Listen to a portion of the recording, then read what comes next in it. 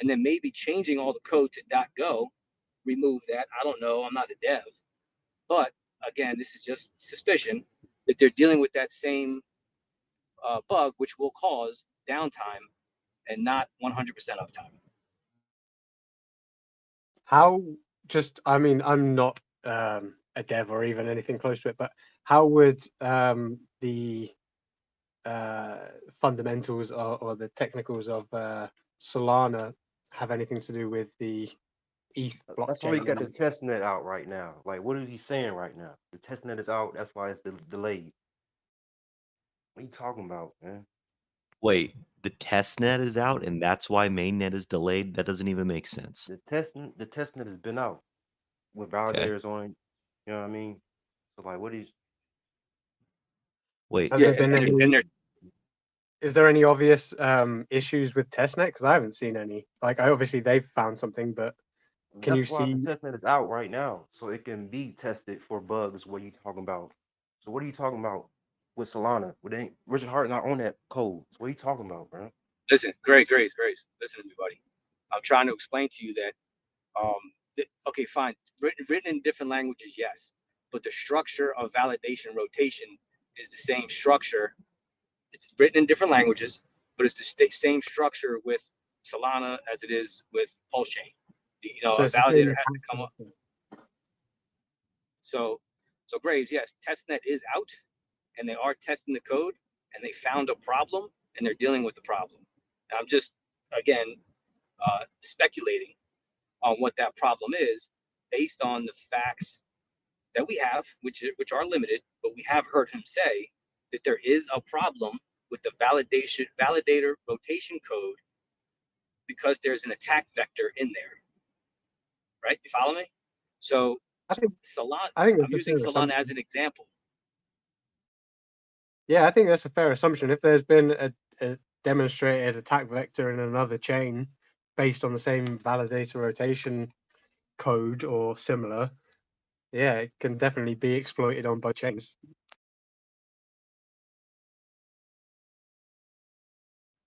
Let's hope for the best. How about that? Yeah, hope for the best. Absolutely. Here you are. Oh yeah, no, of course you hope for the best, but again, it's not about hope, right? It's about finding problems and fixing them, and that's what's going on here. So basically, I'm saying everybody continue to be patient because, I'm sure Richard Hart does not want to delay just for the sake of delaying, and he does want to release Pulsechain immediately. So if this is the reason why it is delayed, it's a good reason for the delay, and it's probably going to be a little while before it gets worked out. So, and I'm okay with that. I'm still bullish on everything.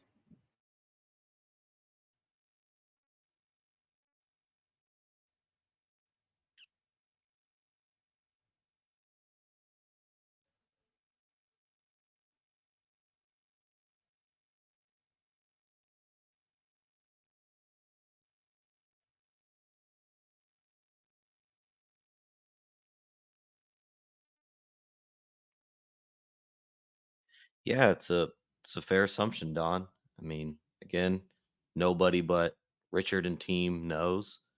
Maybe there's some people high up in the community that also know, but all we can do is speculate, and we may be right, we may be wrong, but that seems like a fair speculation.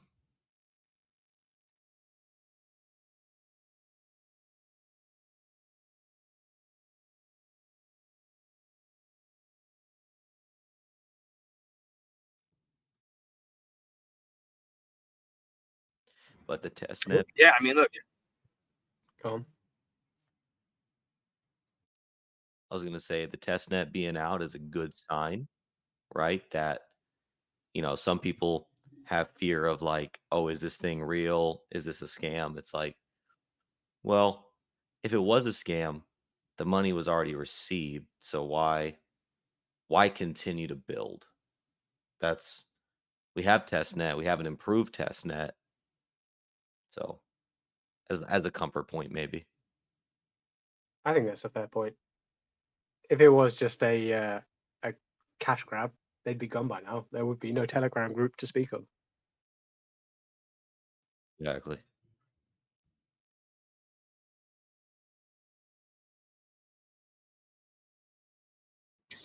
No, I mean, there's 0% chance that this is a scam. KG, I know that's what you're alluding to, but even just the point, there are people building on it. There's a ton of devs building projects on testnet. So somebody at some point would say, "Hey, this shit just isn't real. It's not working." And there are commits going up to the GitHub, or GitLab. I keep on forgetting. But yeah, I mean, there's commits going. There's actions being taken. So I mean, shit's happening, and it is bullish that we're only down realistically to the problem with the validator rotation code as the delay. So it seems everything else is working fine. Everything else is worked out. So I think in my mind, it's a 70-30, whether it's a technical problem like software development or it's timing the market. Because I think Richard Hart knows that max gains, like, I mean, he loves to go on about the, million X or a million% rather. And why wouldn't he want that for PLS and PLSX? Relaunch it at the bottom of the market, let it run, boast about how well it's done. I from what he's portrayed in his previous YouTube videos, I don't think that is not a consideration when he's thinking about launching. Yeah, I don't really subscribe to that belief. I mean, look, obviously it's possible. I don't know.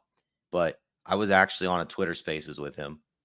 I asked him directly. He said no, he was not. He is going to launch when it's ready, and it doesn't really matter timing the bottom because it launches at 0 anyways.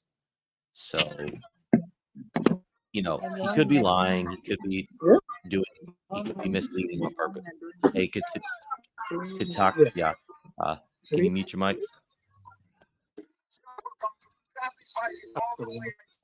All right, buddy, I'm muting you. Sorry. Yeah, so of course he could be purposefully misleading for some reason that we don't know. But also, we just okay, if we're on the way back up, we may be. This could be a dead cat bounce. It may be. But we were low enough to where it's like, even if it wasn't the bottom, it was still pretty bad. Like ETH broke below 1,000. And that could have been good enough. I don't think the risk is worth I don't think the risk of timing the bottom is worth continual community demotivation, right? People are falling out of the community every day. This chat used to be an active 100+ member chat daily. Now I can jump in here 5 days a week and not hear a word spoken. The community overall is getting demotivated. The community is losing faith. I don't think it's worth it anymore if he was waiting to time the bottom.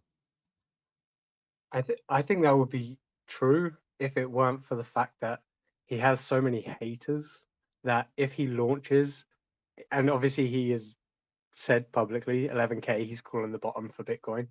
If he launches at 20K, he still is gonna, even if it launches at 0, it's gonna gain momentum quickly and gain a price pretty quickly.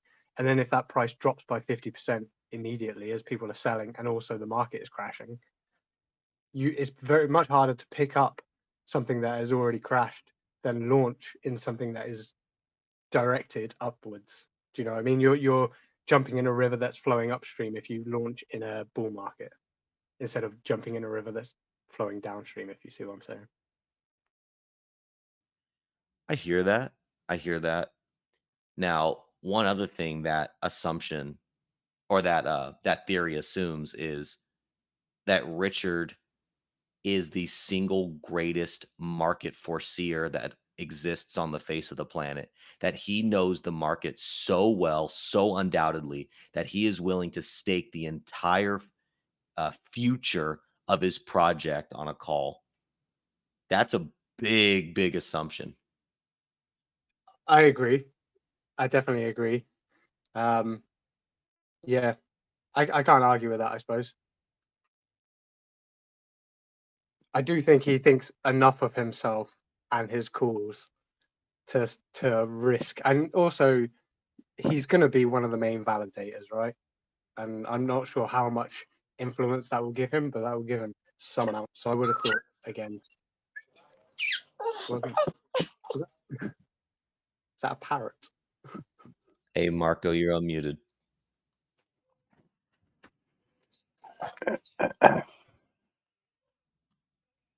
Marco. Okay, man. Okay, man. Okay. Hey, bud. Live from Andalusia, Spain. Lovely part of the world. Sorry? It's a lovely part of the world, Andalusia. It's pretty good. It's sunshine every day, 37, 32 degrees, so I can't complain. Is Valencia in Andalusia, or is that just up? No. Andalusia is like you have Granada, you have Malaga, Marbella, Torremolinos, that part, Sevilla. Okay. Yeah, I've been all along up from Barcelona down to the down around to Portugal. So I have been through there. I just don't remember it too well. It's a lovely part of the world, though. Yeah, Andalusia is the most south part, so you're really not far from Africa. If you are in Marbella, Gibraltar, you are just a couple of hours of Tanger, so you're in Africa if you want. Lovely. Can't argue with that. Good scuba diving around there as well. Well, yeah, what I see is that there are a lot of animals here. Where I'm in a Mount Tree area at the moment, and I don't know the word in English, but I know the sign. It's a Capricorns I see here live. And I see sometimes on TikTok that guys from goes by their yachts in the narrow of Gibraltar to the Atlantic Ocean, and they are attacked by no, not sperm whales, orcas. Oh shit! I didn't know they migrated down there. Yeah, they are there because you are pretty close to the Atlantic Ocean, and they don't know why they do that. That they sometimes they damage the roar, the rudder. I know what you mean, yeah.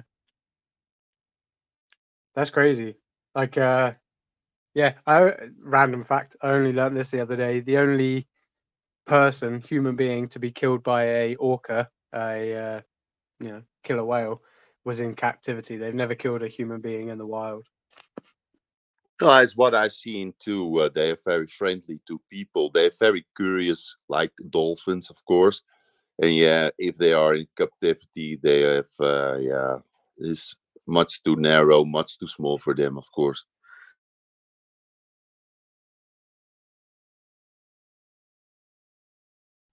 Yeah, man. Yeah, wild fucking animals. What's your thoughts on this whole delayed launch thing going on? Then, do you think it's software? Or do you Well, think you it's know what I hugely- am thinking about it is Richard Hart is a really reliable guy, and when he is talking in several places and also very famous places like Fox News, and he's talking about the launch of Pulsechain, I can only say that yeah, if he is on those channels, he is just a reliable guy, and all that I've seen of him, he's doing his best, and he's just waiting for the devs that there's ready. He's not waiting the market. The market is already bottomed a lot. If you go downwards another 5 or 6 thousand, don't matter because it goes up among from that way.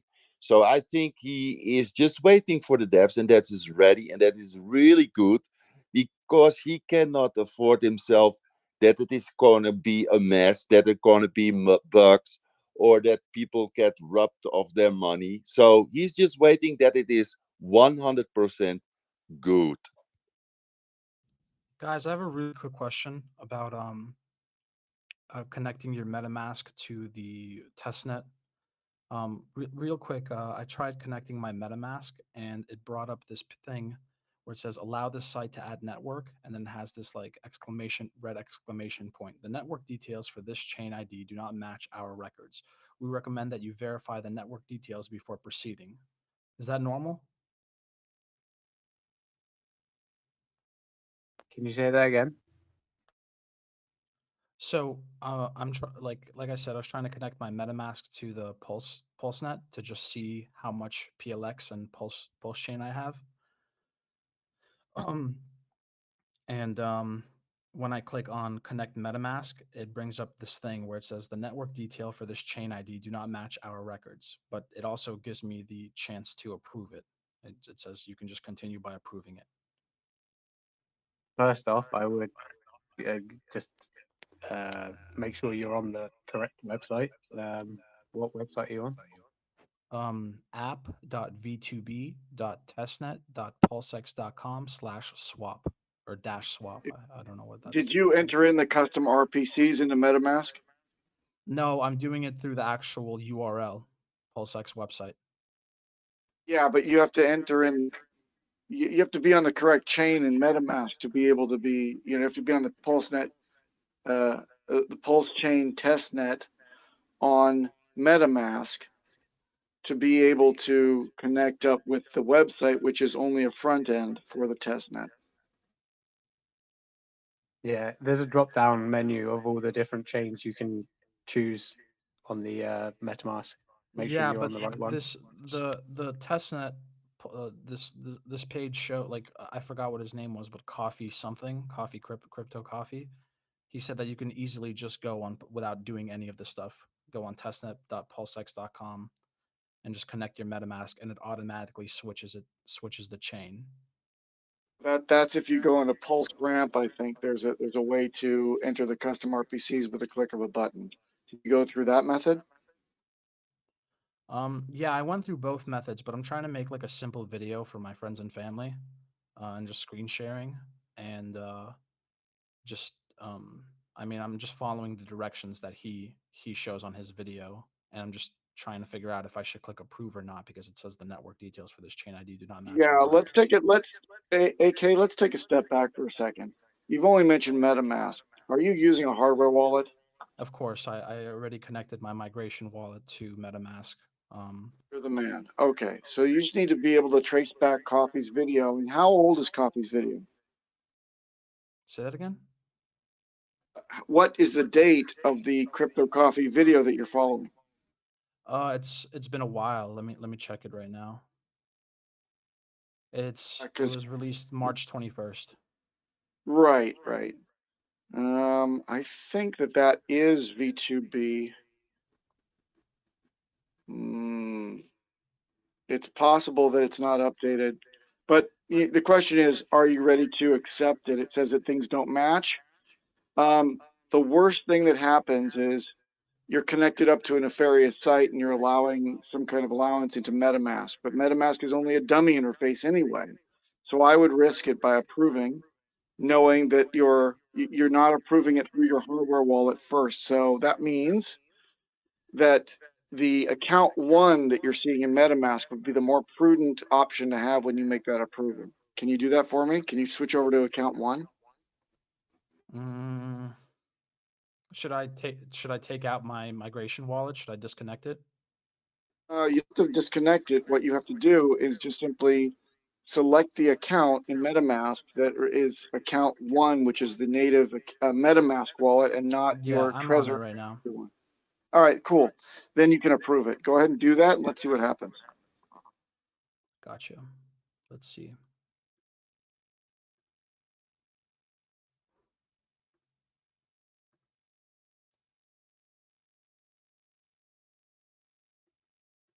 Interesting. Now it's not even letting me do that. It's not even letting me let's try it again. All right. Worst case scenario, you just have to go back and manually enter in the custom RPCs that are posted. You can probably trace back to Richard Hart's Richard's calls or Richard's tweets on Twitter, and he posted the V2B stuff. It's all GitLab. Crypto Coffee actually showed the RPC settings in that video. Oh, good. I can post them in the chat real quick. I got them right KG. here. Thanks. I'm not in front of my PC, but thank you very much, KG. Yep, of course. Oh, By the way, you've helped me in the past. You're the one who told me to get the two wallets. I have the migration wallet and the what's the proper name for it? The Vault wallet, yeah. And Yeah, I right. did all that stuff. So I appreciate all the help. Cool. My pleasure. I'm happy that you did it. And I got a computer. I got a new computer that I only use for crypto, and it has all the it's a new computer, so it has all the stuff it needs. Excellent, excellent.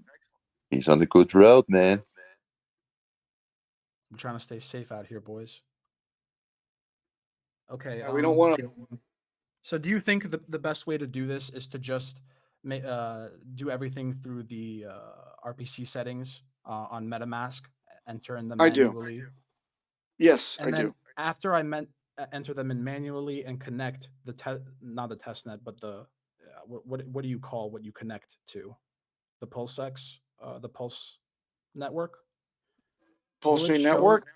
Yeah, will it show my my PulseX and Pulsechain in my migration wallet?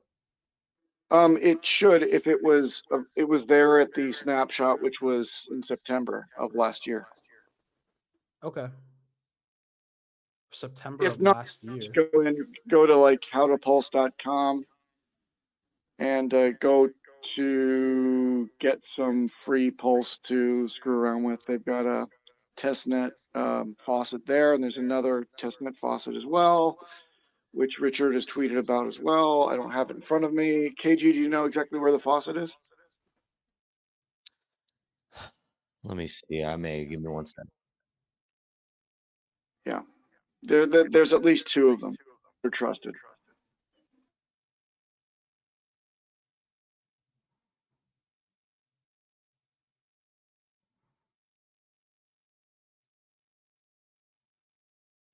Hello, Sticker guy. hello. I'm trying to claim Pulse Doge with my ledger, but it is kind of weird to do it with Gnosis Safe. Do you know how to do that?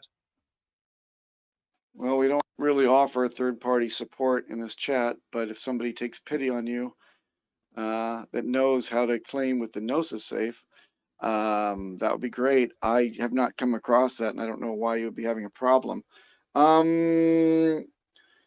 Gnosis Safe has a limitation of being able to kind of connect up with an interface that would allow you to do that, which is one of the shortcomings. I don't know. I really don't know how to do that. I managed to connect the ledger to Gnosis Safe. I managed to connect the ledger to the Web3 to then manually claim it, but it didn't work. Then wait, Sticker guy, are you using your ledger as the signatory to a Gnosis Safe that you have, or are you attempting to use Gnosis Safe's front end as the one to claim? Because you should probably let me know what the answer is to that question. Let me hear the question again. Yeah, the question is, do you have a native Gnosis Safe in where you keep your beautiful crypto, or are you talking about trying to use Gnosis Safe's front end to do the claim, but your tokens are actually, your keys are actually on your ledger, which I thought that's what you were doing. Yes, the second one. Well, use MetaMask then, bonehead. Come on. I tried to connect Ledger to the MetaMask, but it didn't work. Okay, then don't give up. Browser did you use? Chrome. Chrome. Well, move to MetaMask. Move to Firefox if you're having a problem with Chrome. Make a new dummy wallet there in MetaMask, fresh with 12-word seed, and then do a fresh connect hardware wallet. There should be no reason that you can't connect up your hardware wallet to MetaMask. Wait, why does it not work with Chrome? Do I really need to download a new browser? It does. No, it does. It does. But for whatever reason, if you don't want to go through the simple, steps of locking MetaMask, or hold on a minute, let's take another step back. How many accounts do you see in your MetaMask that are associated with hardware wallets? None. I have not None. connected. Zero. I have not connected the Ledger to the. Oh no, wait. Wrong answer. 5. 5 is the answer. 5. Okay, that's definitely more than 0. Can you please remove all those accounts and then do a? Well, first of all, get a headset on. Somebody's getting a lot of echo here. Hold on. Hello, test test. I'm glad God, that's someone said better. it. The echo is Yep, fucking brutal. yep. Xenon needs a headset. All right. So, sticker guy, are you there with me? Yes. All right. Oh, you're trying to hide that it was you that had the echo. Great. All right. Thank you. Yep. Okay. So, delete, remove all of those other accounts. Sometimes MetaMask gets finicky if you've got a ton of other, hardware wallet based accounts, be it Ledger or Trezor. So it's Ledger 1 through 2, 3, 4, 5. It's going to get confused. Try removing those accounts first. It's not built. It's not fit for purpose to keep, passive record of all the values of all your goodies.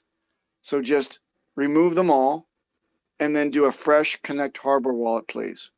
And if that doesn't work out of the gate, we're going to lock MetaMask and then log back into it. If that doesn't work, of course, you're going to physically unplug and plug back in the ledger. You're going to go through these steps until you get a connection, and you're not going to give up and try to go to Gnosis Safe. Do you understand? Yes. Right. Avanti. Do it and then get back to me.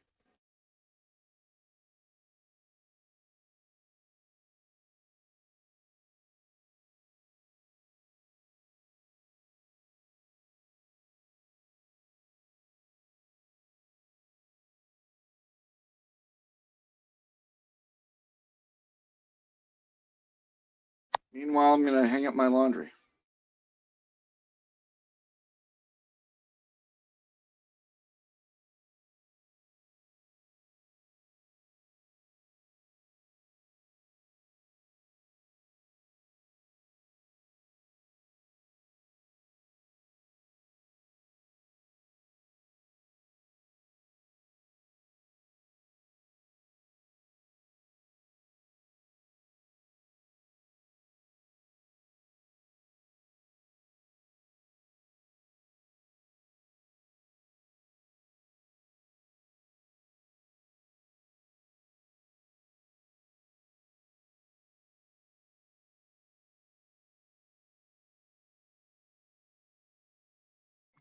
Okay, I did that, but now there's 5 new or 5 the same things showing That, up.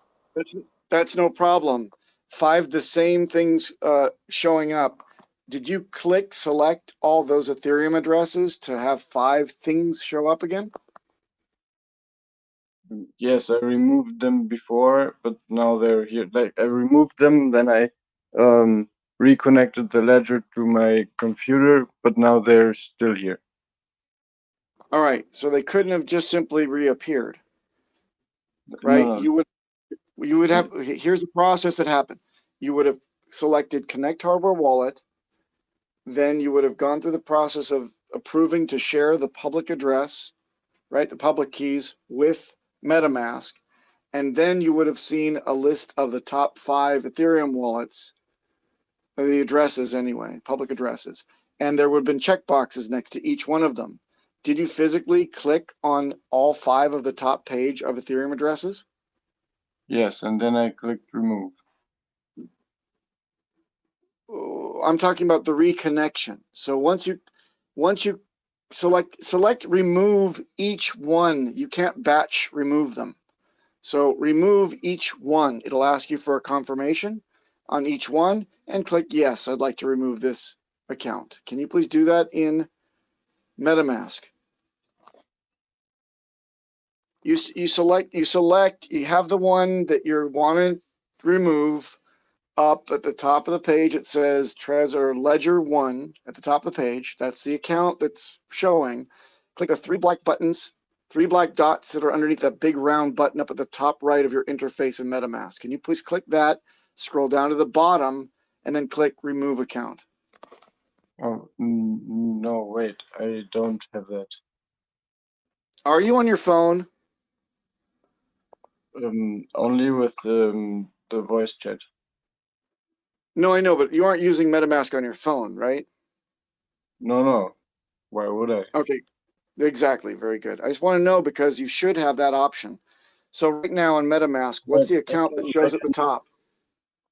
I can choose account, and then it has a drop-down box where it says Ledger Live or Legacy, Mu or my crypto, and BIP44 standard example MetaMask Trezor. And Well, then there's wait. What interface are you on? MetaMask, yes? yes MetaMask, and then I open MetaMask in the browser. But wait, I'm still No, in not in Chrome. the browser. Not in the browser. The web extension, please. Click the little foxy fox in your web extension bar. Yeah, it is in window mode. No, it should be it should not be a full browser view. It should be a little side window that opens up. Is that what you see in front of you? Yes, now I do. Very good. Now, what is the title of the account at the top? What's the Account name of the one, account? account one, Ethereum mainnet, 0 ETH. Account one. Account one. Yes? Yes. Account Yes. one means that you're in the MetaMask account. You're not in your hardware wallet account. So click the big round button up at the top right-hand corner, and you'll see a list of other accounts. Can you please click the first one that says Ledger 1 on it? There is none. Then you are not connected. Now, Yes. understanding that, can you please click that big round button at the top right-hand corner one more time and select Connect Hardware Wallet? Now a new window in my browser opens, and I can Yes. decide which one. Yes. So I decide Ledger because I have a Yes. Ledger. That is correct. Connect. Goes another window, drop down, says Nano. And now I click on Connect again, and then it is loading. And now I have the please select a account, and now I have the drop down box again where I can select between Ledger Live, Legacy, No. or 44. Wait, stop. Don't be fooling around with the drop down. Do you see Ethereum addresses underneath that? Yes, I do. Very good. Do any of them have any balances? No, none, because the MetaMask is completely empty. Has it always been empty? It has always been empty. It is just a dummy. I understand, but we're not looking at the MetaMask accounts. We're looking at the Ledger accounts now. Do you understand the difference? We're connecting up a Ledger hardware wallet, and you are now looking at the accounts that are associated with the seeds that are residing in your ledger. Oh, okay, but they are all empty, but the seed that I typed into my ledger is a Gnosis safe seed, which should have some money on it. Gnosis Safe issues a seed, but it doesn't really have a. Okay, you've gone to the more complex route without understanding the fundamentals. I can tell that you're in over your head here. So why did you select a Gnosis Safe, please? Because when I got into Hex, they said get a HEXradio. So now I have HEXradio, and I want to claim the free money from the HEXradio because I already claimed the free money from all the other addresses. Exactly. So you're now telling me the more critical parts of the story that were left out prior. It isn't a Gnosis Safe proper like a Gnosis Safe. It is a staker app with the Gnosis Safe as its back end. And you think by putting in the signatory wallet seeds that you believe to actually have your tokens on them, migrating that to a hardware wallet and then connecting that up with MetaMask, you're going to get exactly what you think you're going to get, and that is access into your account and see your goodies. The answer is you're not. You've overcomplicated this shit, and I wish in the time that we've spent together talking about security and getting you up with your wallet, wallet understanding about wallets, that you would keep it simple. I would like you to keep it simple. There is a David Feeder video where he explains exactly how to do to be able to peer in to your Gnosis Safe wallet from the Staker app. It is involved. It's not straightforward, but you're not in a straightforward situation anymore. Because what you have is a signatory that's been issued to you by the app as a courtesy. A Gnosis Safe doesn't use seeds in the sense that we use seeds in everything else, in MetaMask or in hardware wallets. What it does is it issues a signatory seed that allows you to get into the smart contract, which is different than I know. And right. then like I know that I already watched the video a couple of times, and if I use the Gnosis Save web interface and try to wallet connect my wallet to the Yes. Pulseradioapp website, it doesn't just connect like it does for David Feeder. So it showed me the do-it-yourself function with Etherscan, so I tried that, but it didn't work. Did you type in those? Did you type in those seeds using a keyboard at all? No, I only typed the seed words into the ledger. Into the ledger, you did it. Yeah, right. But it's not really the way to do it. All right. So David Feeder's approach, minus the point where he starts instructing you on how to type in the seeds into MetaMask, is the appropriate way to do it. Just simply insert your hardware wallet will take the place of David Feeder's typing that in. That's the only point where I got a little bit angry with him, because you should never type your seeds into a keyboard. Yes. And he agrees, and he may have changed the video or taken it down since then, but follow that video. But instead of typing in, that's where the connection that you're just making right now will be inserted. So let's get back to allowing you to make a connection, because it's not an actual hardware wallet that we're connecting up with MetaMask anymore. It's just a signatory fictitious seed to be able to get into the Staker app. So we can go no further.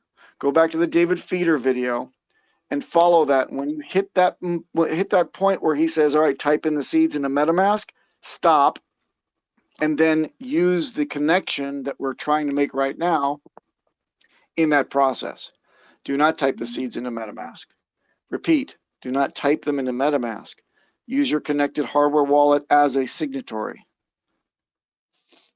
It's a lot of work to get your, 500 goodies, but this is the way you should have handled it at the beginning. And that is maybe not go to a Staker app. You should have gotten a damn hardware wallet like I told you eons ago when we first saw each other in the green room in Matty Allen's first meetup, which was, I think, like a year and a half ago.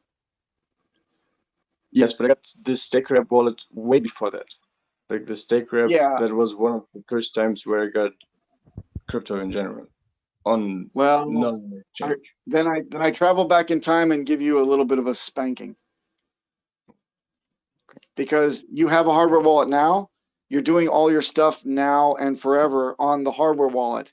You're going to migrate off of that Staker app if you can't understand how to claim airdrops, because it's more involved and it's confusing you, and it pisses me off that you don't have some simple approach in your hands where you can get goodies that are going to be airdropped. Well, but that's the fault of Staker app, right? Because they make it. It is. It is. But it's a limitation of the good security that they offer you. That is, if you use their interface to do what they support, namely Stake HEX and unstake HEX, and receive airdrops that they support, then you're okay. But if it's going to be third parties that drop stuff and they're dropping stuff, namely this one that you're talking about, but soon to be all sorts of other goodies, you're going to want to be on a hardware wallet interfacing with MetaMask. It's a lot easier. Now, you can't change things if you sacrificed through the Staker app. Did you sacrifice through the Staker app? You must have. No. You didn't. All right. No. Okay, good. Then if you didn't do that, then you don't have to worry about this past this one claim. Because most of the airdrops are coming to sacrificers, right, and stakers. Do you have any stakes on the ledger now? The new stakes should not be through the staker app. Yeah, Start no, I building don't stakes think on I'll your use ledger. it again. I have only Well, one stake on HEXradio app, and it's not that big, so it doesn't matter. But it's still compliance for the of airdrop. course, I So understand.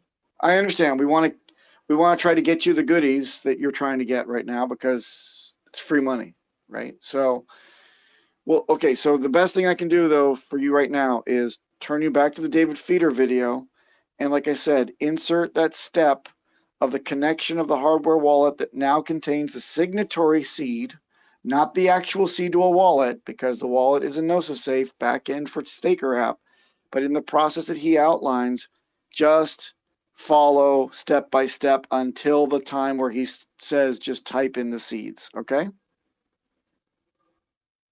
okay. Everything else is valid.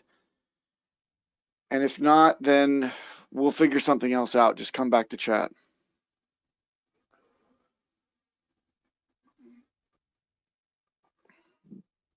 You know I love you, Staker guy.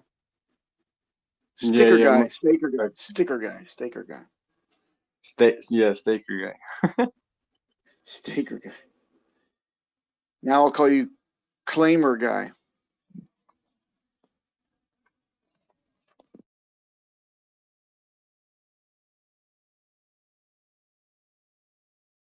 A man named Sticker Guy has never given me one sticker.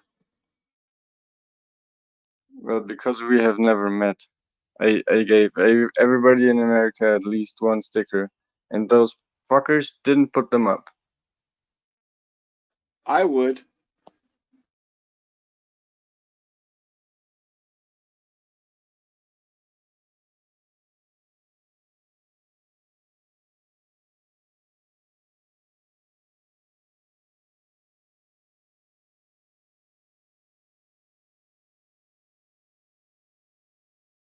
When I get my sticker, I expect it to be signed by you. Okay, we can do that. And you have to write on the back 1 of 1. No, but if I put it on the back, then you can't put it up. That's the All right, whole so point. write that on the front. Write down Sticker Guy, manual, analog, NFT, 1 of 1. Okay.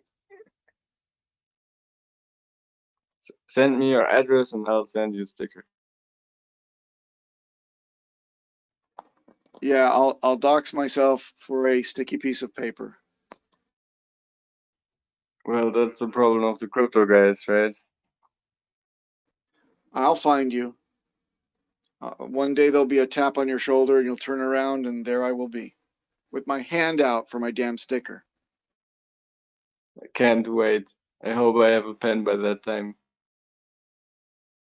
Bring like a edding so I can sign it, because I'm not having an I have stickers every day with myself, of course, as good Hexagon, but not a pen. By the time we meet, I predict that there will be a long line of people wanting you to sign their breasts.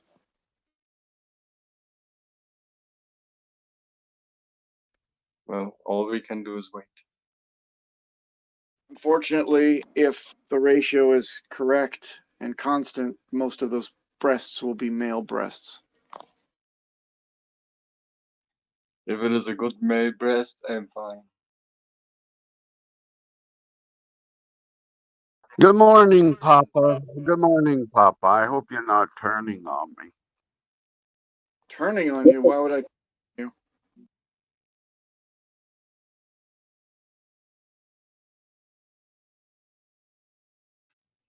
Papa, I have a quick question. I'm back for a second. So I typed in the manual Pulsechain testnet information into MetaMask uh, to Yep. change the network, and I connected my migration wallet initially, and then I connected to the Pulsechain testnet through MetaMask. And the only thing that popped up was like like 9.999 TPLS, and my sacrifice of PLSX is not there. Yeah, right. Okay. Test PulseX has a different contract address. You may have had the older contract address of Test PulseX from testnet v2.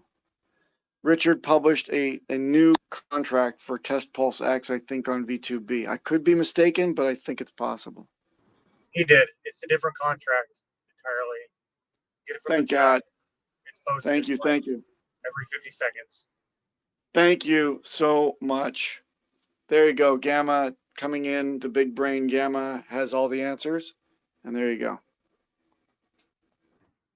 FYI, on mainnet, PulseX contract address will be different because they have to deploy it to the network.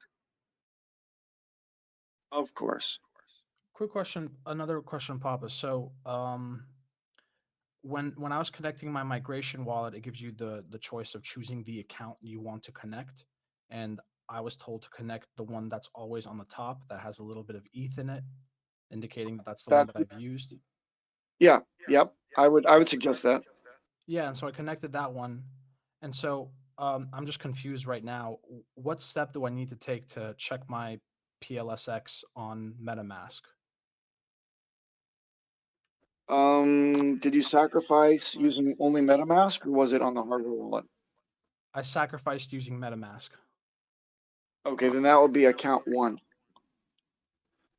But you have a migratory wallet, which means you put in the MetaMask seeds into your hardware wallet, correct? Correct. Okay, then that should be the one with a little bit of ETH in it then. That would be did you have a ledger or a Trezor? A ledger, right? A Trezor. Trezor. All right, that should be the first Ethereum address with a little bit of residue in it or gas money in it.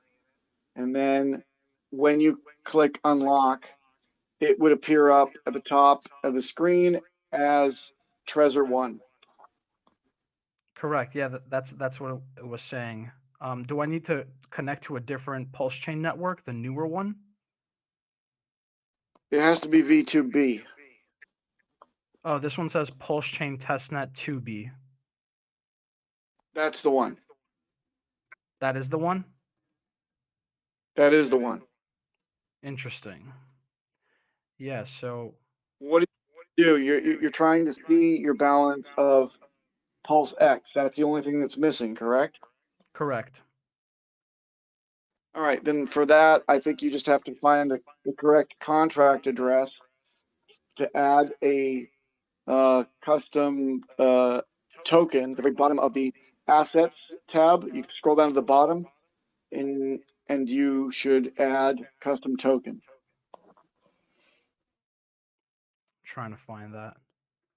Yeah, under the assets tab on Face and MetaMask. Import tokens. Yep, add more tokens. Click that. Token contract address. Yep, add it in there. Wait, And it should say custom token is a second tab on the next page. So there are 3 things that I have to fill in: the token contract Yes. address, the token Yep. symbol, and then the token decimal. That's correct. Sometimes the second 2 will populate if you put in the correct address. Sometimes you have to help it out and add the decimal on the website or whatever. So where do I find the token contract address?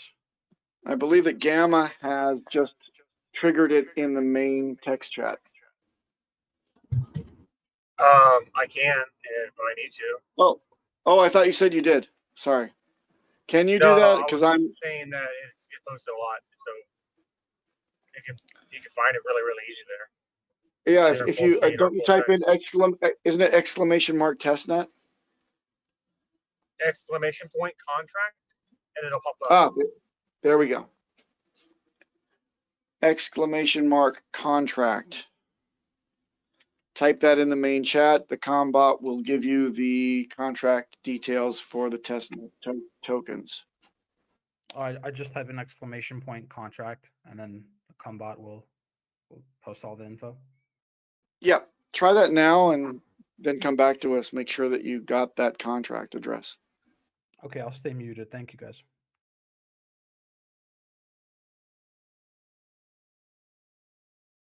I'm going to go back to hanging up my laundry.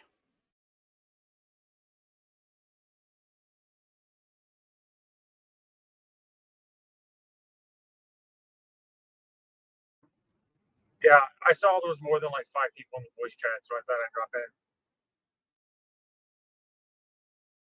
Thank you. You know, we gotta have like I think for 25 participants, we need like 5 admins to keep down the ruckus. How are you, Gamma? Give me some deets. What do you know? What do you say? Oh God, I don't know shit. I mean, I know the 2.0 merge on mainnet is happening September 19. I know that we haven't gotten any updates from Pulsechain, so I'm hoping that maybe Pulsechain is going to be ready to launch before the merge happens, like at the end of September. But we'll see because I have no idea.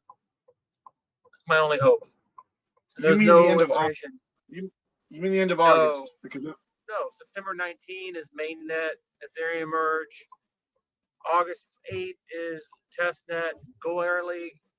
ETH2 testnet merge, which is like next week or whatever.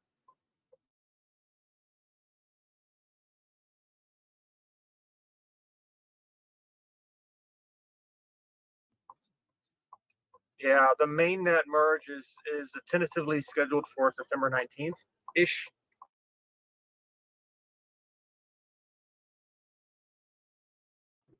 So, I mean, I'm just throwing it out there that would be before that point would be good to, I don't know, deploy, Future can say that we deployed Pulsechain before the merge. And then the developers wouldn't have to deal with,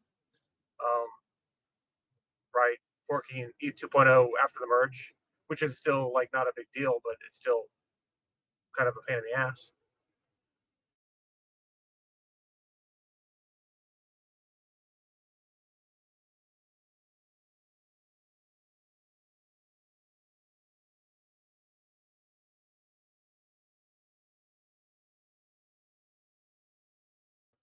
I mean, hell, for all I know, we could deploy, next week, because literally nobody has any information at all.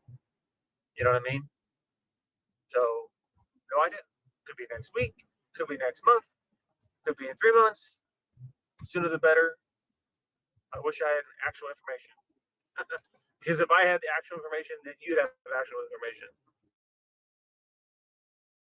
I know.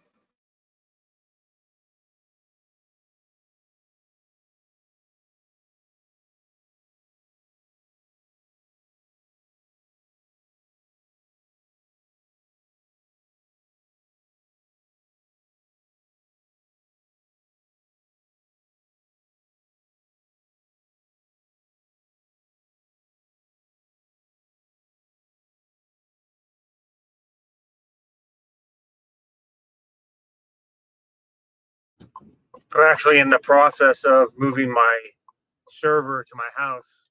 So when the ETH 2.0 merge happens next week, August 8th, so it's really not next week after next, then I will just hang out in my house and I will, watch the merge happen in real time on my own computer. And that's cool because I got nothing better to do because Pulsechain isn't launched. Pulsechain has not given me anything to really do. So I'll just deal with the merge on 8.2.0 and learn about that more. Hey, Pop, are you there? Yeah, man. What's going on? Yeah, so I haven't imported the tokens yet, but before I added the address and it showed up and it gives me the option to import the tokens.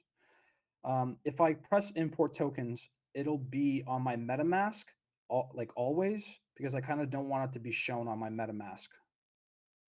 Oh, why not?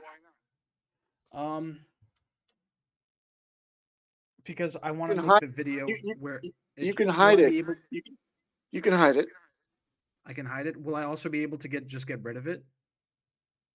When you hide it, you kind of you want to show entering in the contract, correct? I want to show entering the contract address exactly. I think. When you hide, what does that do? Are you doing he's doing a video? Yeah, he wants to have a fresh, Just clean send, video. yeah. So take the PulseX that he has, send like 10 to a different account, and then do the video where he shows he's doing it, but with it shows only 10. He doesn't want to show his full balance, which is understandable. So just make a different account and then import it into that account, showing like 10 PulseX. I think he just wants to show the entering in of the address as part of his video. Yeah, Yeah. it's kind of that. So if he does it once, he was worried that it would remember it, and therefore he couldn't have the effect on his video of entering in the contract address.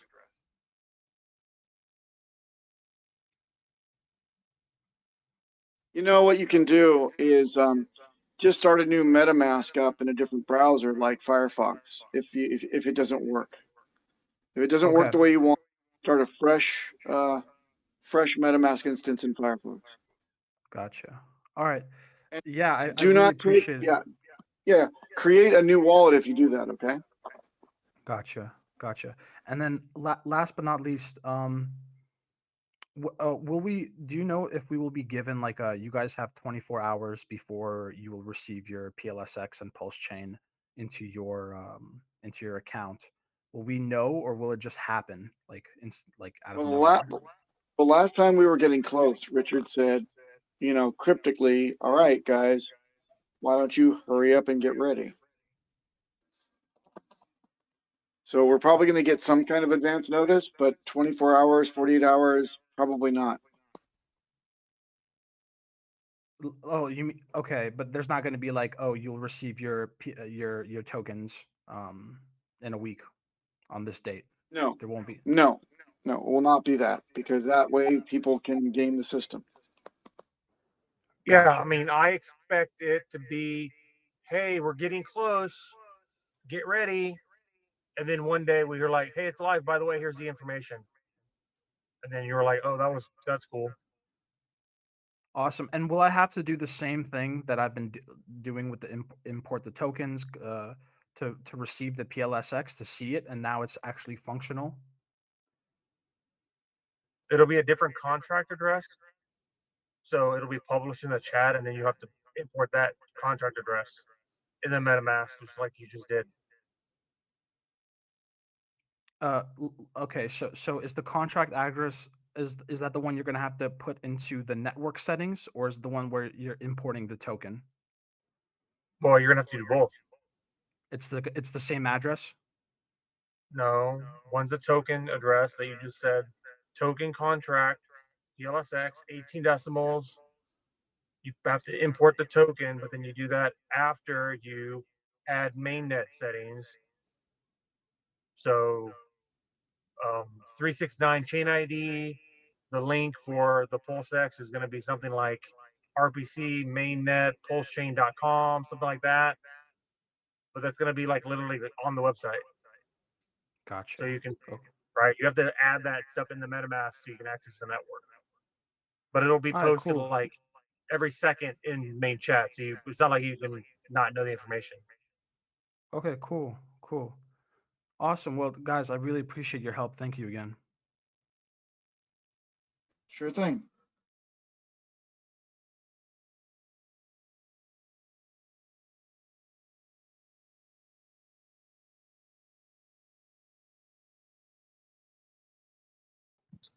I mean, a lot of people come into the chat and they're like, did I miss anything? Like, dude, I mean, this would be like everywhere. You would know if mainnet happened because it would be plastered everywhere on Twitter. Everybody would be talking about it. It's like it's not a secret. I think there's like 60,000 people that'll be screaming at the top of their lungs about mainnet being launched. So it's going to be available. The information, nobody's going to be missing out as long as they're in the Telegram chat.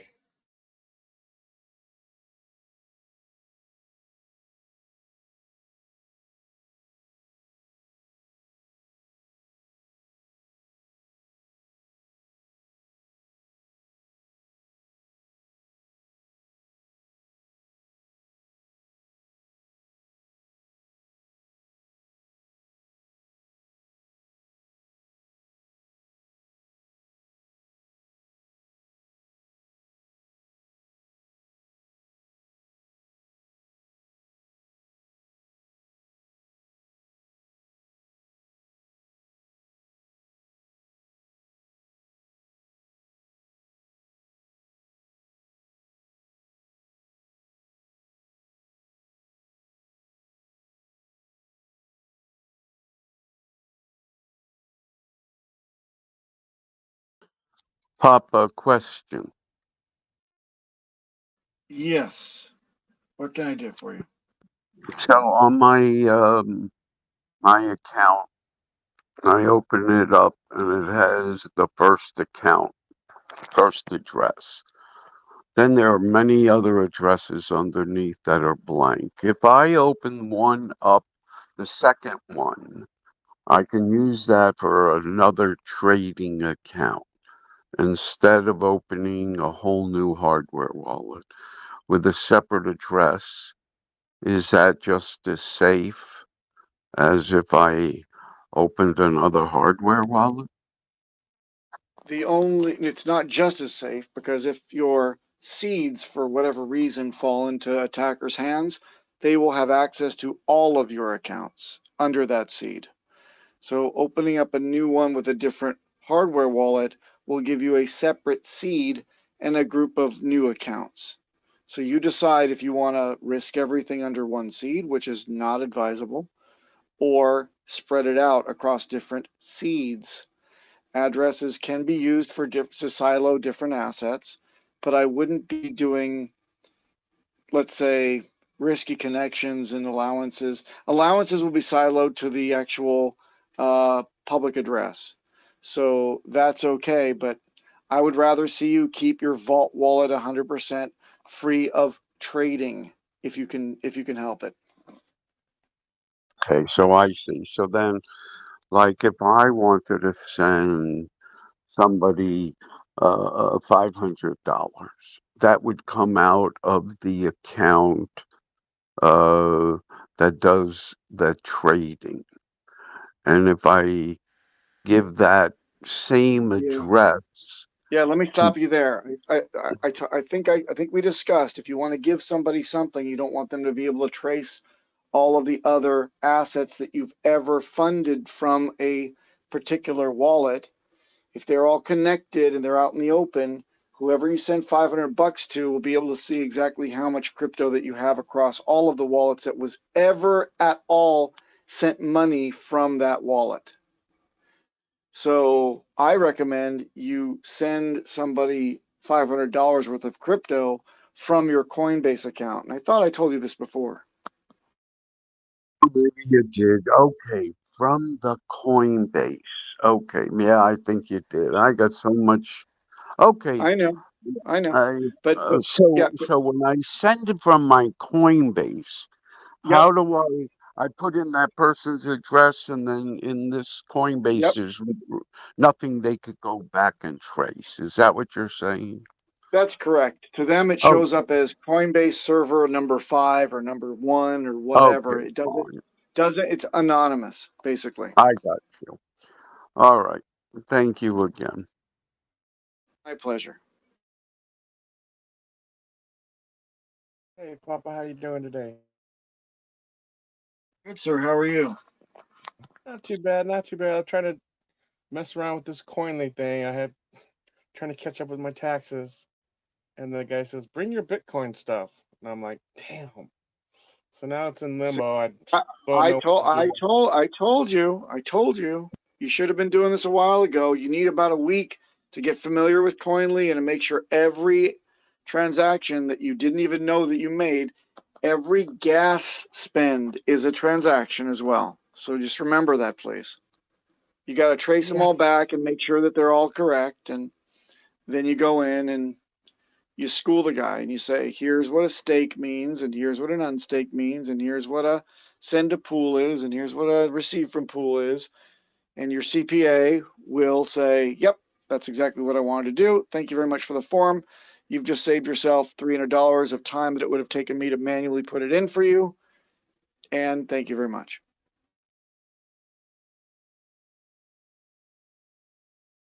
So start cooking now, Lucky. Start getting your public addresses entered into Coinly. Do not connect up via API to any centralized exchange because that is a security risk. Okay? You manually download the CSV file from your centralized exchanges and you upload them into Coinly. Am I clear? Yeah, that's what I was trying to. I have a video of you saying that, that it's a security risk to not connect it directly. And so I tried to do that yesterday because originally when I started out on Binance, like a couple of years ago or whatever, or at the start of 2021, um, I downloaded this file. It's, transaction history. And anyway, they didn't call it a CSV file. They call it like an Nope. ATI something. That, yeah, it's still probably uploadable into Coinly. So use that, but remember, Binance, to the best of my recollection, only keeps like 6 months worth of transactions before they're not available anymore. So if you don't have anything from the centralized exchange, you're going to either have to remember it and defend it if you're audited, or take the $0 cost basis and then pay the maximum amount of taxes. So get to downloading those CSVs, man. And then, along my journey, I went into Matic and I freaking got caught up in something that took $15,000 from me. So I need to, obviously before I found RH products. Anyway, I'm just lost. I'm like, fuck, and because I'm at Coinly right now, and I'm trying to. I remember last time I used a free version where I could just I put in my address and it showed everything. But anyway, Coinly is always a free version. It only pay for it when you download your documents. So it's free to use. What you want to do is you want to make sure that your losses also appear. So whatever you lost, even if you have to put it in manually, trace when you bought it, make sure that the dollar cost basis is on there, because you can't take a loss more than the amount you spent for it. Sad fact. It's not the appreciated value of it when you lost it. It's the amount that you lost in terms of actual investment. yeah, I was looking around. I was trying to find something that would be able to help me, but I'm just, like I said, I did the free thing a long time ago when we first got onto it. I don't know, 6 months ago or longer, and I was able to see every transaction. Now I'm trying to reinvent the wheel, and I'm just lost. I'm like, dang. But I'll continue to You look. start by you start if you have to start from scratch, start from scratch. Just set up a new account and start entering in your public addresses. I just got there and I tried to put my address in, and it didn't know what to do. So I'm like, oh, great. Last time it was so much easier. Like I said, dedicate a full week to really getting this nailed down before you see your CPA. Do you have enough time to do that? Yeah. Need to start again from scratch. I wish there was a video that, a more detailed video. I know that on Coinly, the creators of Coinly put out videos, and they actually showed how to send to pool for Hex specifically on their YouTube channel. So that was kind of nice. But I just need to do some more research. I was just saying, hey, I'm starting over. I still haven't done this, and anyway, that would be a really huge video, especially because of the importance. Everybody has to do taxes here, and and anyway, I appreciate it. I just wanted to say, hey, I'm starting over, and I'll probably be referencing you in the next week. So, thanks.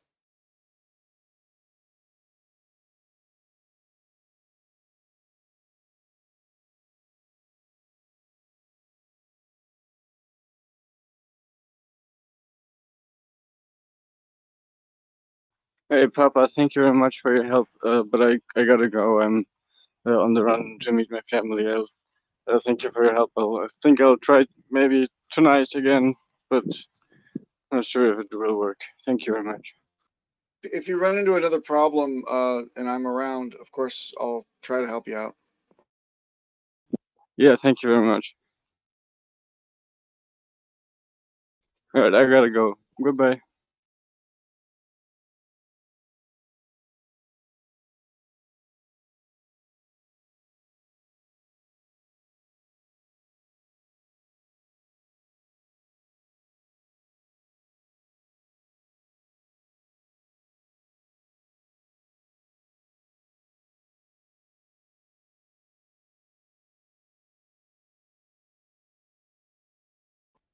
You know, Gamma, if you get, I'm helping Sticker Guy out because I know Sticker Guy very well. He's a great guy. But honestly, if we ever get these types of concerns or queries about how do I claim this exotic token using a migratory wallet that now has my seed that I got from my Staker app, sounds to me like that should be a Staker app info at Kareem question, don't you think? Yeah, anything that has to do with the Staker app and like migrating wallets and stuff, I don't even feel those. For one, I don't have a Staker app, so I've never used it for that purpose, so I couldn't feel comfortable even answering the question. But should be an absolute Staker question. They would be happy to answer this question. I would believe they're very friendly people.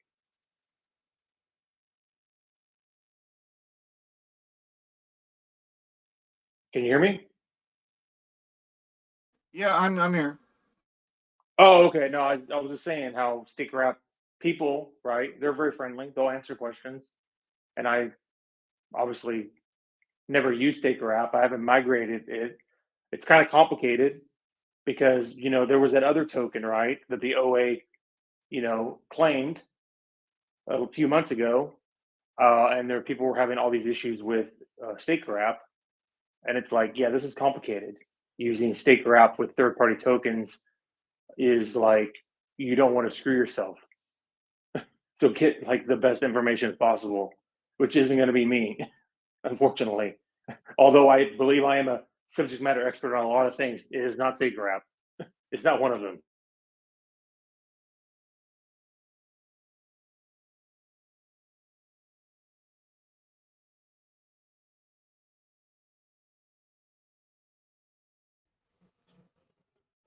Hey, Pop, I was watching the video on how to use Coinly, and this guy's adding his wallets. That's not the same thing as downloading a CSV file. I'm imagining.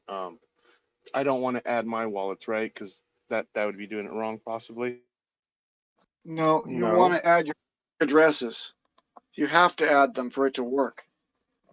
Yeah, right. I remember doing that before, and I just entered in my public address, and it says you have no wallets. But I'm watching the video, and the guy's like, "Oh, I'm uploading my Coinbase wallet," and he's about to upload 5 more other wallets, and that's like what I need to do. But I know it's probably not the same thing as downloading a CSV file.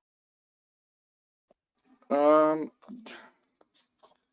you enter in your public addresses for all the non-custodial wallets that you have, all the hardware wallets that you're using.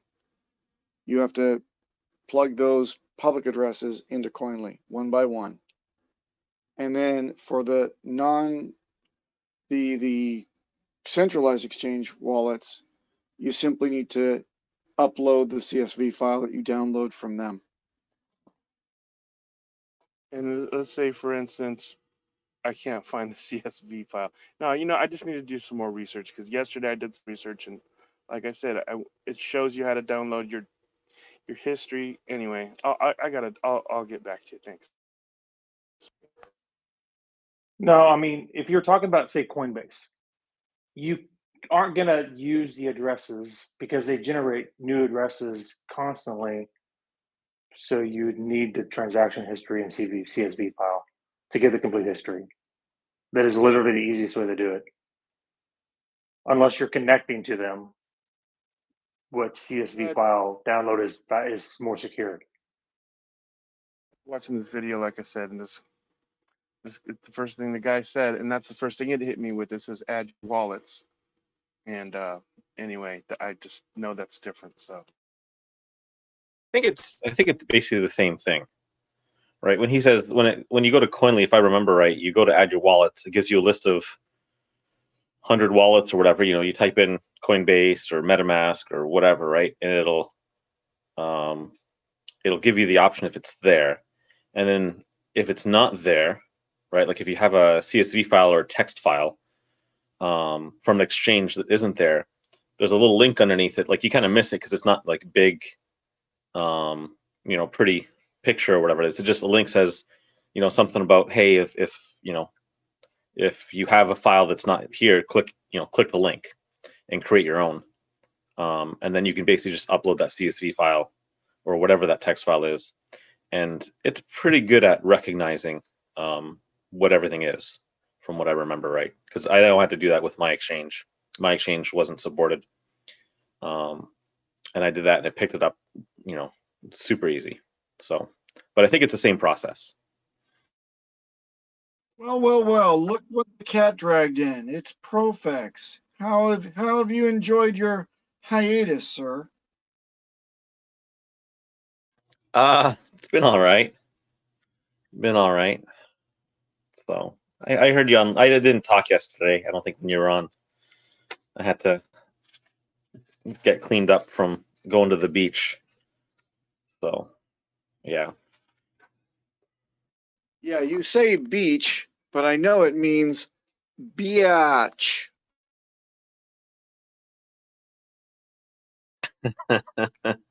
Yeah. There we go.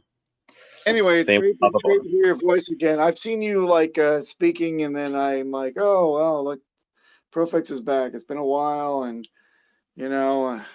obviously you're recharging your batteries for the big push that's ahead. When somebody starts to blow that whistle and they say over the side, mates, and then we all charge into enemy territory and no man's land and machine guns and stuff like that. Oh, and Elmeyer's in the chat. So again, we've got what? 24 participants, 10 of which have to be admins. That's amazing.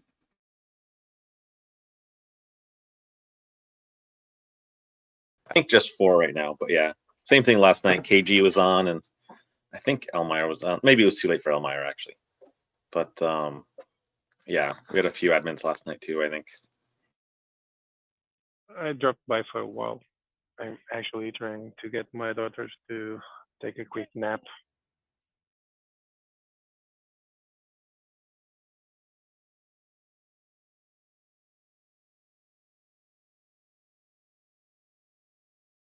It's a little late for a nap, isn't it?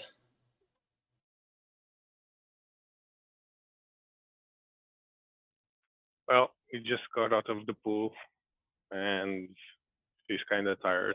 So we want her to sleep a bit before we go out to dinner. So we can have an actual calm dinner. Yeah, good luck with that. I know how those days go.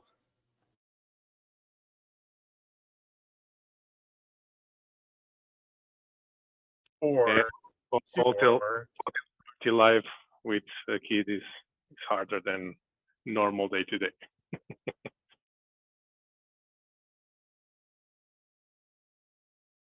You got a pool? I'm in a hotel. I'm on vacation. Oh, well, then you got floaties, right? Those little inflatable things that go on the kids' arms.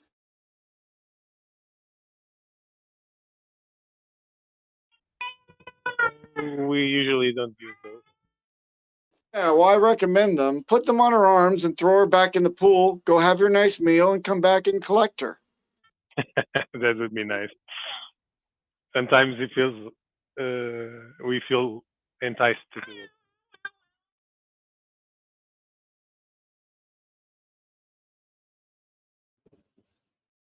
So I just got back from vacation and I literally didn't do that exactly, but my son, who's 4, can swim, but he's got his floaties, and he just floats around in the pool, and like we don't have to like really worry about it. I'm just like standing, I'm just sitting there reading a book, going, "Yep, hasn't drowned yet, doing good. Yep, hasn't drowned yet, doing good. Let's see how long we can keep this going. Awesome, we made it through the day without drowning. Yay!" Yeah, he's a good Well, swimmer. mine doesn't even have two, so I have to be more highs and hands on. Oh yes, don't worry, your time will come. It'll be great. As Hope long so. as they have a, as long as they don't have a, as long as they have a swimmy diaper on that they haven't shit in yet, so it doesn't befoul the pool, everything's fair game. Yeah, she had one of those. Hopefully, no poop in it yet.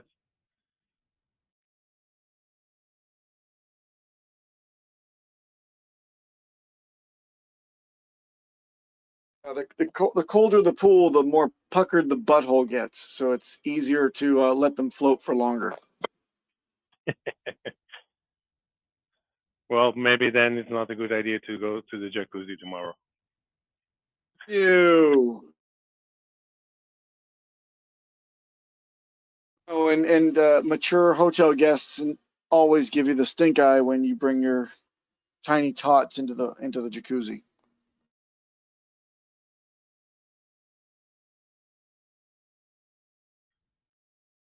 Well, there were like another two mothers there with their kids, so it was all good.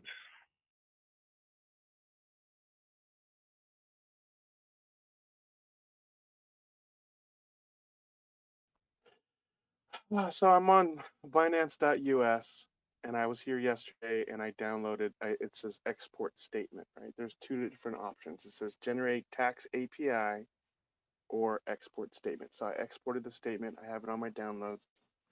Now, would that statement of the would that be considered the CSV file, or is it the API file? No API files, please. No. If it says API, it's wrong. If it's the thing that you downloaded that is a statement, it's right. Upload that thing. It should be compatible. It's in the form of Excel. Then that is a comma separated value field file. Go ahead and do that.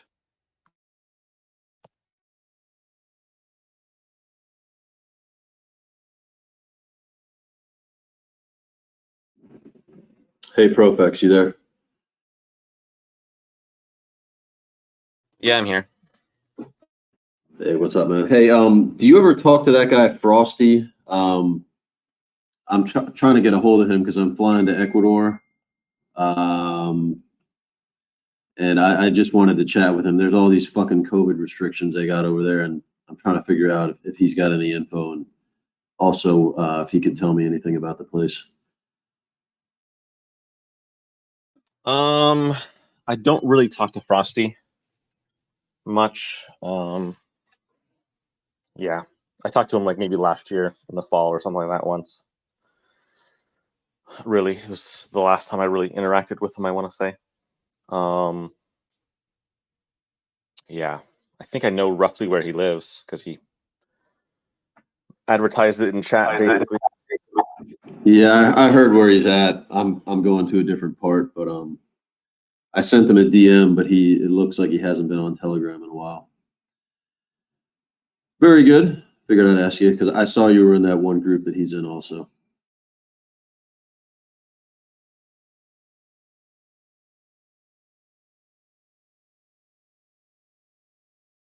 Yeah. I basically just interact with him in the Canadian chat, and that's about it. I think he might have two accounts actually. Or did he rename? I think maybe he renamed his old account. Maybe that's what it was.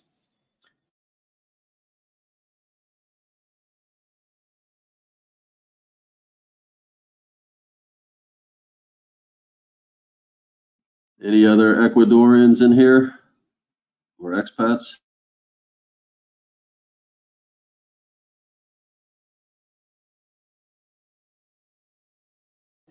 Yeah, I'm trying to think who else. I thought there was another guy that he hung out with down there. I'd have to go back through chat to go double check kind of the names. That are all, I think, OG Hexicans, right? So, and they basically bailed. Yeah, went down there and having a good time.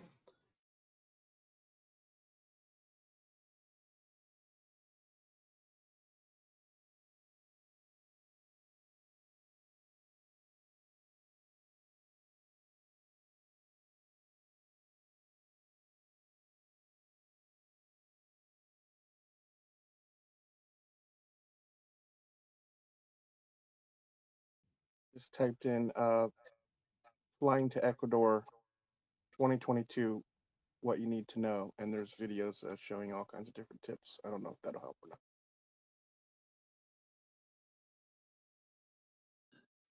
I'm sorry, I didn't hear you. What'd you say? No, just saying, if you type in what to expect when traveling to Ecuador, you see a lot of videos where people are saying flying to Ecuador 2022, what you need to know on YouTube. So yeah, if you just type in those keywords on YouTube, you're gonna have a lot of people giving you the heads up on different things, kind of like what you're requesting. Thanks. I'll check it out. Appreciate it. Yeah, there's a bunch of them there, all kinds of travel tips and stuff to look out for. Quick question, guys. What is the easiest way for people to find the RPC settings to connect to the Pulsechain testnet, and then also find the token address to import the tokens? Pulsechain.com, the website. It's right there, like at the very top, huge letters.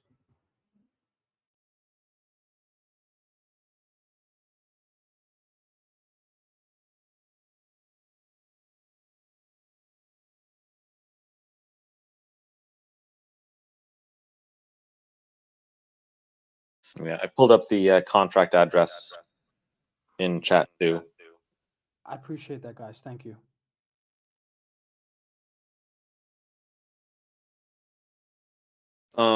As I say, Doc, you could probably hit up Staked Wealth, right? That guy does a bunch of YouTube videos. I'm sure he's in contact with Frosty, right? Because he was in Mexico for a while. I don't know. I think he came back for a bit. I don't know if he's back in Canada or if he's still in Mexico or whatever. But I thought he came back a little while back. But I bet you he has a more direct line to him. So you might want to try that route. And I know he just posted in the chat like the other day, so he's still checking his Twitter or his Telegram, I mean.